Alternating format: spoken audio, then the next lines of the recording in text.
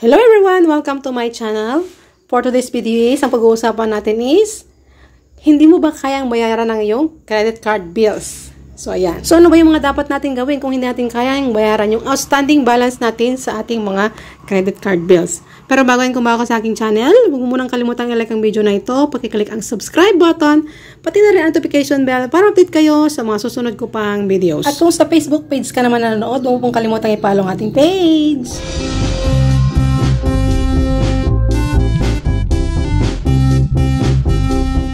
Okay guys, para magawa natin yon, kailangan natin i-search sa ating Google Chrome o sa Google yang www.bdo.com. Kung may nakita na kayong logo ng BDO dyan, yun po ang ating i-click. And then, mapupunta tayo dito sa site na ito. So, ang gagawin natin is slide up natin siya. So, ayan. So, dito sa products, slide natin, click sa dito sa tabi niya may deals. So, i-click natin yung deals. So, ayan. Dahil lang gagawin natin is balance convert. Ngayon, ang gagawin natin, kung makikita niyo, meron siyang search dito sa right side. So, i-click lang natin. Ayan.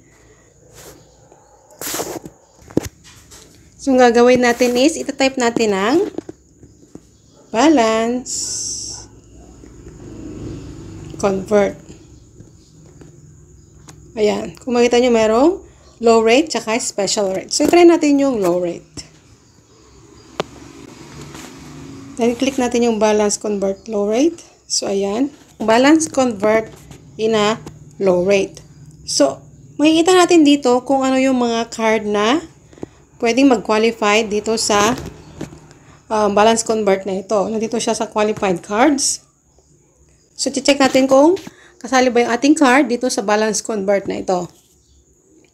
Ang mga qualified cards ay select principal credit card holder of MasterCard, Visa, UnionPay, Diners Club, JCB, and American Express cards.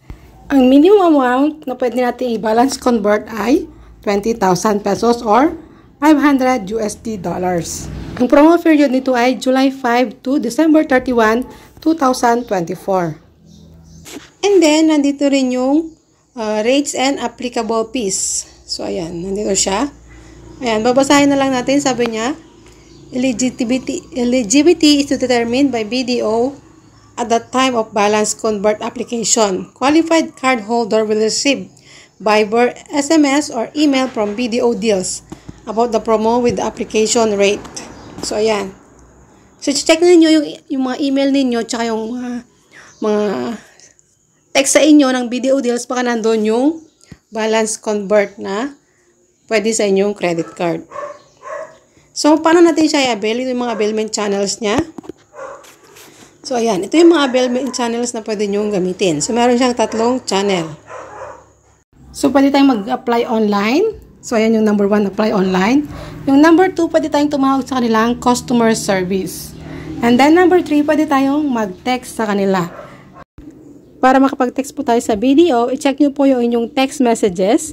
Baka may text sa inyo si BDO Deals. Andun po yung instruction kung paano nyo po yun gagawin. So, try nyo lang yung mga yan. And then, slide natin. Meron siyang promo mechanics. So, ayan. Yung mga promo mechanics nila. The BDO balance convert rate promo is applicable to PHP, peso, and USD dollar. BDO credit card accounts and it's open to. Yan, mga BDO credit card na pwede. Then, basahin din natin yung terms and condition para malaman natin yung mga terms and condition ni BDO Deals sa pag-balance convert natin ng mga balance natin sa ating mga credit card.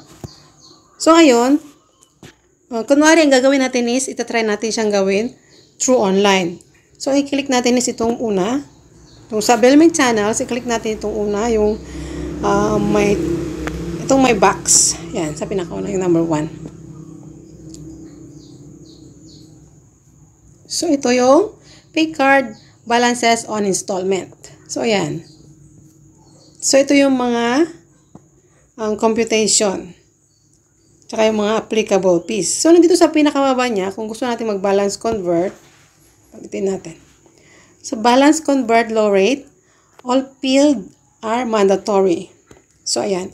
So, ang kailangan natin is reference code. Saan natin makikita yung reference code? Yung reference code na ito is send sa atin ni BDO Deals sa ating mga CP number na na-connect sa ating mga credit card. O kaya sa ating mga email or Viber SMS. Sabi nga ni BDO Deals. And then, ilalagay din natin yung details. Amount for conversion should not exceed the current outstanding balance. So, ang kailangan natin i-convert is yung outstanding balance na nakalagay doon sa ating statement of account. Makikita natin yan sa ating mga SOA. And then, sabi niya, okay. And then, kailangan natin mamili ng currency. Kung PHP ba o USD. So, nasa Pilipinas tayo, ibig sabihin, PHP yung ating gagamitin. And then, yung outstanding balance to be converted, i-check nyo doon sa inyong SOA kung magkano lahat yung outstanding balance nyo na yun. Dapat hindi kayo sosobra doon. Pwede eksakto. Kung gusto nyo, pwede namang mas mababa kung ayaw nyo i-convert lahat yun. And then, yung preferred installment term. So, ayan. So, pwede mo siyang installment ng 3, 6, 9 months, 12 months, up to 36 months. So, ayan. Mamimili na lang kayo dyan kung ilang installment, ilang months ang gusto nyo installment yung inyong card balance. O outstanding balance. More 12 months. Ayan. And then, kailangan natin ilagay yung ating last 4 digit ng ating BDO credit card. Then next, pag nalagay natin yung ating last 4 digit ng ating BDO credit card, click na natin itong terms of acceptance. So, ayan. And then, kung makikita ninyo, meron ditong CAPTCHA. So, ang gagawin natin is, gagayahin natin itong CAPTCHA dito sa box, sa baba ng CAPTCHA. Ayan. So, gagayahin lang natin. Then, small letter siya. RW853. So, ayan. After that, i-double check muna natin lahat yung mga nilagay nating details. Bago natin i-click yung submit. So, pagka-click natin ng submit, ganito na po yung lalabas.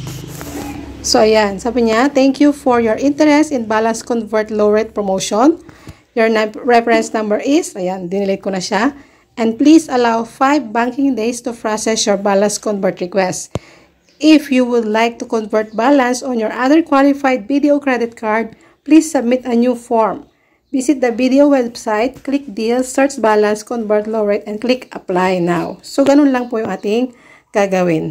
Ngayon, naantayin natin ng 5 banking days para ma-approve yung ating request. In-apply ko tong request na to ng Sabado ng gabi. And then, Wednesday, ito na po yung aking na-receive.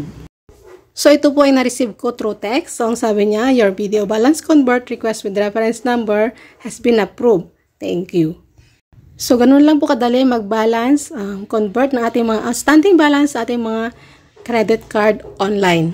So, I hope meron kayong natutunan sa ating video for today. Huwag niyo pong kalimutang i-like ang video na ito, pakiclick ang subscribe button, pati na rin ang notification bell para update kayo sa mga susunod ko pang videos. Sa Facebook page ka namang nanonood, huwag pong kalimutang i-follow ang ating page. Hanggang dito na lang po, and this is Mama Jing. See you in my next videos. Bye!